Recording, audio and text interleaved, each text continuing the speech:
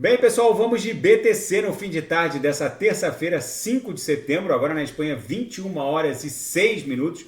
No Brasil, 16 e 6 da tarde. Gente, aqui no gráfico de 4 horas, ancorado pela banda de VWAP semanal. A máxima da BTC hoje em 25.915 travou na própria VWAP semanal. A gente fez mais um toque nesse patamar em que a aresta superior está se confundindo aqui com essa LTB, que também, por sua vez, se confunde com a própria VWAP semanal, o bico dessa figura triangular, já que os fundos ascendentes e os topos descendentes estão todos confluindo justamente para o patamar da VWAP semanal, que está aprisionando a BTC ali no patamar de 26 mil dólares. A gente quase rompeu 26 mil, bateu 25.915, travou. Agora é bem provável que a gente forme mesmo o bico de uma figura triangular, quase sem amplitude movimentacional. Vamos olhar os 6 horas para a gente ter uma ideia dessa acumulação. Aqui no 6 horas a gente está desenhando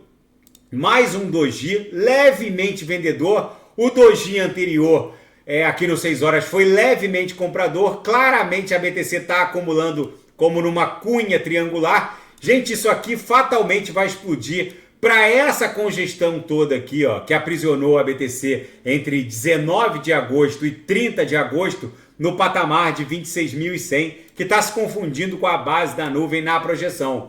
Tem muita gente abrindo short, achando que a BTC vai perder essa sequência aqui de fundos ascendentes, tanto no 6 horas quanto no 4 horas, mas é muito improvável que a BTC afunde. Ela ganhou aqui uma micro tendência de alta no 4 horas, a gente conseguiu avançar para cima de 25.870, então agora é bem provável que essa pernada de alta leve a BTC para, no mínimo, o patamar da VWAP semanal na semana passada, que está lá em 26.400.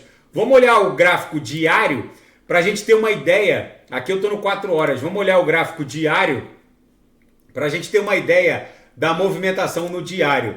No diário, a BTC segue respeitando essa sequência de fundos ascendentes. Deixa eu despoluir aqui para a gente ver com mais clareza.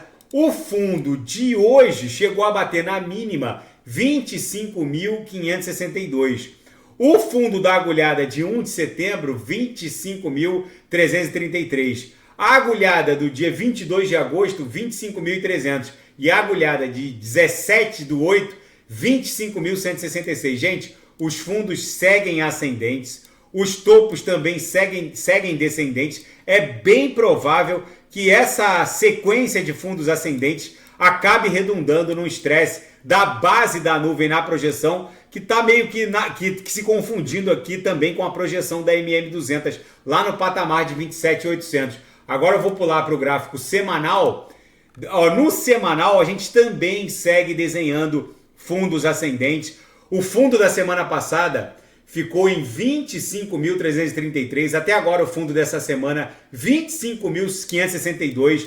Fundos ascendentes, topos descendentes. Essa cunha triangular provavelmente vai redundar num estresse da aresta superior. No intraday, a BTC está literalmente uma reguinha. Hoje todos os sinais fecharam no gain. Bate na lower, volta para VWAP. Estressou aqui 2 vezes a upper, voltou para VWAP e agora a BTC está aprisionada no patamar da VWAP.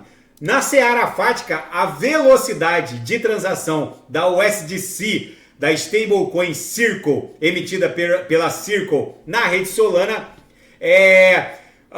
está ostentando uma rapidez que atraiu o interesse da Visa e de outros parceiros de pagamento on-chain, diretamente de uma stablecoin, através de blockchain, e segue a expansão da solução de pagamento on-chain. A WorldPay, a Visa, já estão fazendo uso amplo de liquidações via USDC através da rede Solana, ou seja, é o novo normal. As stablecoins agora caíram nas graças dos reguladores, porque elas se transformaram em grandes compradoras de títulos de curtíssimo prazo emitidos pelo Departamento do Tesouro norte-americano, ou seja, as stablecoins, quem diria, está atribuindo liquidez aos títulos norte-americanos. E um executivo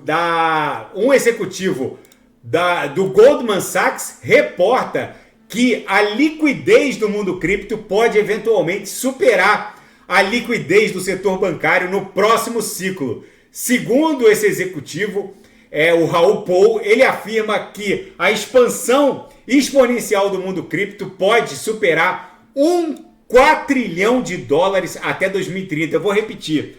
Um executivo de um gigante bancário de Wall Street reporta que a liquidez do mundo cripto pode superar a liquidez do setor bancário até 2030, atingindo $1 quatrilhão. Enfim, é o novo normal. E a USDC se expande oficialmente para os rollups, né, para as soluções de camada 2 junto à rede Ethereum, a Base, um rollup lançado pela Coinbase e a Optimism. Enfim, a USDC, ela agora caiu nas graças dos gigantes de processamentos de pagamento, como Visa, por exemplo, é o novo normal. E na seara geopolítica e finanças internacionais, o Goldman Sachs reporta que as chances de recessão nos Estados Unidos caíram para menos de 15% nos próximos 12 meses. As probabilidades de os Estados Unidos entrarem em recessão nos próximos 12 meses caíram para menos de 15%. E preços do petróleo atingem máxima de 10 meses, com a Arábia Saudita e Rússia ampliando os cortes na produção. E a Rússia fez um alerta sobre a escalada desse conflito russo-ucraniano e alertou os Estados Unidos que, se eles instalarem bases de lançamento de ogivas nucleares no Reino Unido, pode haver uma escalada apocalíptica desse conflito russo-ucraniano, colocando a OTAN diretamente no teatro de guerra. Enfim, gente, o mundo está virado numa hecatombe nuclear. A BTC aqui no 6 horas, aquele nosso doji levemente vendedor, acabou de evoluir para um doji levemente comprador, pode facilmente explodir em direção ao centro gravitacional da nuvem na projeção, lá no patamar de 26.700, 26.600, que se confunde com essa congestão que aprisionou a BTC de 19 de agosto até 30 de agosto. É para lá que provavelmente a BTC está indo. Deve formar um pullback e depois encontrar a MM200 na projeção, numa eventual subonda 3, lá no patamar de $27 mil. Tá bom, pessoal? Se nada fugir do script, eu volto amanhã para analisar a própria BTC. Fiquem com Deus e quem quiser sugerir alguma análise é só colocar nas mensagens abaixo. Até amanhã, grande abraço, fiquem com Deus.